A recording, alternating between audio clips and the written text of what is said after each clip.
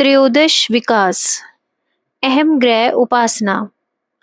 अहम ग्रह उपासना को दो अंगों में विभाजित किया जा सकता है। पहला, अहम भाव की आत्मा में स्थिति। दूसरा, अध्यास को कम करना। पहले अध्यास क्या है, यह समझना आवश्यक है। अध्यास मिथ्या ज्ञान स्वरूप है। कृतत्व, भोक्तृत्व, अभिमान का प्रवर्तक है। शुद्ध चेतन स्वरूप आत्मा में अनात्म देह आदि के धर्मों का अध्यारोपण होना अध्यास कहलाता है। यह अध्यास आत्म और अनात्म का, जो परस्पर विरुद्ध धर्म वाले हैं, एक का दूसरे के भाव को प्राप्त होकर उसके धर्मों को अपने ऊपर अध्यारोपित कर लेना है। जैसे सफाटिक और निकट में रखी हुई वस्तु। सफाटिक का उस वस्तु के रंग से रंगा हुआ प्रतीत होना अध्यास कहलाता है। अध्यास स्मृति का ऐसा धर्म है जिससे पहले देखी हुई वस्तु और उसके धर्मों का आभास अन्यत्र होने लगता है। देह में आत्म बुद्धि और आत्मा में देह अभिमान, कृतत्व अभिमान, भोक्तत्व अभिमान होना अध्यास का ही परिणाम है। यह जड़ और चेतन की मिथ्या ग्रंथि है जो खोली नहीं जा पा रही। तुलसीदास जी के शब्दों में इस ग्रंथि का स्वरूप अहम है। योग दर्शन इसको इस प्रकार समझाता है। दृक् अर्थात चेतन आत्मा को देखने वाली शक्ति और देखने की शक्ति अर्थात बुद्धि दोनों की एकात्मा सी हो जाती है। इसी को मैं हूँ का भाव कहते हैं।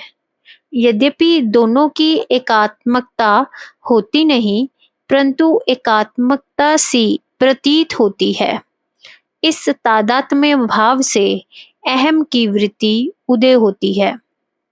श्री भगवान ने गीता में आत्म अनात्म का विभाग दिखाने के लिए क्षेत्र और क्षेत्रज्ञ का निरूपण किया है। क्षेत्र 5 महाभूत, अहंकार, बुद्धि, अव्यक्त, 11 इंद्रियों और 5 विषयों अर्थात सांख्य के 24 तत्वों और इच्छा, द्वेष, सुख दुख के संघात, चेतना और धृति जो अंतःकरण के धर्म हैं, परंतु जिनको वैशेषिक मतावलंबी आत्मा के ही धर्म कहते हैं, इन सब का बना हुआ कहा है।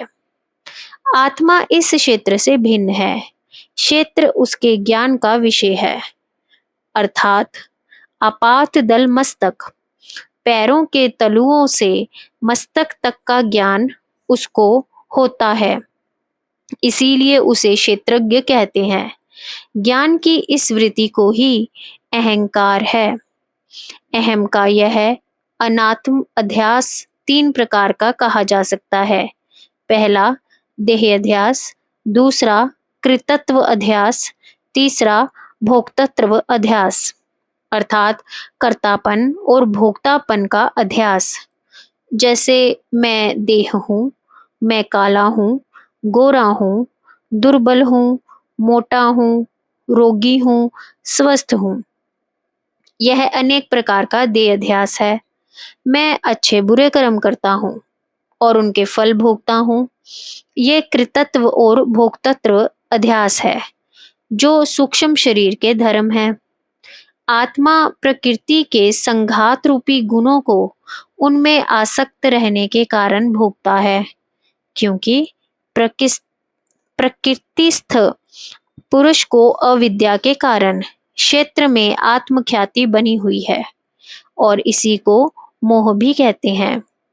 श्री गीता के अनुसार इस अध्यास रूपी मोह के त्याग को अहम ग्रह उपासना का निषेधात्मक साधन समझना चाहिए। अर्थात मैं अनात्म तत्वों का संघात नहीं हूँ और ना उनके धर्म मुझ में हो सकते हैं। फिर मैं क्या हूँ? आत्मा, सबका साक्षी, निर्लिप्त, शुद्ध, ज्ञान स्वरूप, जिसके कारण देह आदि में अहम की वृत्ति जागृत हो रही है, वही शिव स्वरूप। इसीलिए अहंग्रह का दूसरा अंग आत्मस्थिति है। वास्तव में आत्म स्थित होकर आत्म चिंतन करना ही अहम ग्रह उपासना है। देह आदि में स्थिति रखने को मोह कहते हैं और आत्म स्थिति से च्युत होने को प्रमाद कहते हैं।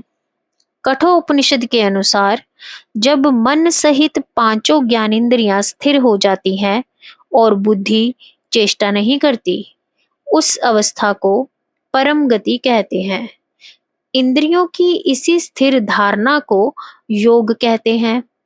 तब ही मनुष्य प्रमाद रहित होता है, क्योंकि प्रभव और अपयय दोनों का नाम योग है। जब अहम की वृत्ति का व्युत्थान अर्थात उदय होता है, तो इस अवस्था को प्रभव कहते हैं, और जब उसका विलय होता है तो उस अवस्था को अपयय कहते हैं। दोनों अवस्थाओं के उदय अस्त होते रहने को योग कहते हैं। प्रभव के समय अहम की वृत्ति को पकड़कर आत्मस्थिति रखने को अहम ग्रह उपासना कहते हैं। यह अहम वृत्ति अति सूक्ष्म होती है, जिसमें देह, कृतत्व और भोक्तृत्व तीनों प्रकार की अहम बुद्धि नहीं रहती। इस केवल अहम बुद्धि पर धारणा, ध्यान, समाधि होने से ही आत्मज्ञान का लाभ होता है, अन्यथा नहीं। अहम ग्रह का अर्थ अहम की वृत्ति को पकड़ना है, और अहम का विषय आत्मा है, क्षेत्र नहीं। यद्यपि वह उत्पन्न क्षेत्र के संयोग से ही होता है। आत्मा कभी क्षेत्र नहीं बनता, ना क्षेत्र आत्मा या पुरुष ही बनता है। दोनों विपरीत धर्मी हैं, परंतु दोनों की परस्पर तादात्म्यता इतनी दृढ़ हो रही है कि दोनों एक ही कार से दिखने लगे हैं। मैं का विषय विशुद्ध पुरुष है, प्रकृति का कोई अंग नहीं। इसीलिए स्थिर, समाहित, सूक्ष्म बुद्धि द्वारा देह आदि में अहम की वृत्ति कम होते होते अपने उद्गम स्थान आत्मा में स्थिति रखती है। योग दर्शन ने सांख्य के 24 तत्वों को 4 श्रेणियों में विभक्त किया है। उनके नाम हैं विशिष्ट लिंग, अविशिष्ट लिंग, लिंग मात्र और अलिंग। 5 महाभूत विशिष्ट लिंग हैं, 5 तन्मात्राएं, 10 इंद्रियां, मन, बुद्धि और अहंकार अविशिष्ट लिंग हैं। महत्त्व लिंग मात्र है और अव्यक्त को अलिंग कहते हैं। इनमें से जिस जिस पर ध्यान करने वाली अथवा ध्यातापन की अहम बुद्धि केंद्रित की जाती है, वह उसी से तादात्म्य कर लेती है।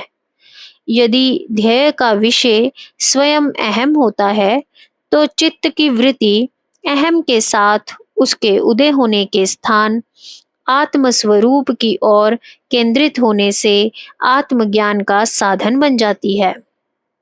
अहम की वृत्ति बुद्धि स्थित आत्मा से उदय होती है, और बुद्धि स्थित आत्मा ही ध्याता कहलाता है। केवल शुद्ध स्वरूप आत्मा में अहम अथवा ध्याता का भाव होना असंभव है। इसीलिए क्रमशः विशिष्ट लिंग यानी स्थूल देह और अविशिष्ट लिंग यानी सूक्ष्म बाह्य और अंतःकरणों की अहम वृत्ति के शांत होने पर जो शुद्ध वृत्ति बची रहती है, उसी पर स्थिति रखकर अभ्यास करने से बुद्धि में स्थित पुरुष को आत्मज्ञान होता है। योग दर्शन के सूत्रों पर व्यास भगवान अपने भाष्य में कहते हैं कि पुरुष के आधार युक्त बुद्धि को पुरुष का ज्ञान नहीं होता। पुरुष स्वयं ही अपने प्रतिबिंब के अवलंबन युक्त उस ज्ञान को देखता है।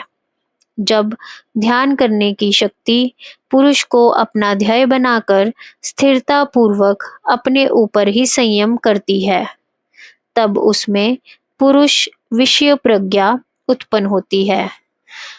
तब तत्वनिष्ठ पुरुष ही बुद्धि में अपने प्रतिबिंब को देखता है। पुरुष ज्ञान का विषय नहीं होता, वह स्वयं ज्ञाता है। बुद्धि जड़ है, वह आत्मा को प्रकाशित नहीं कर सकती, स्वयं आत्मा से चेतनवत भासती है। बुद्धि में आत्मा रूपी बिंब के प्रतिबिंब का अवलंबन होता है, जिसको पुरुष स्वयं देखता है। इसीलिए वह पुरुष ज्ञाता रूप से बुद्धि में तादात्म्य युक्त त्रिपुटी सहित ध्यान करता है।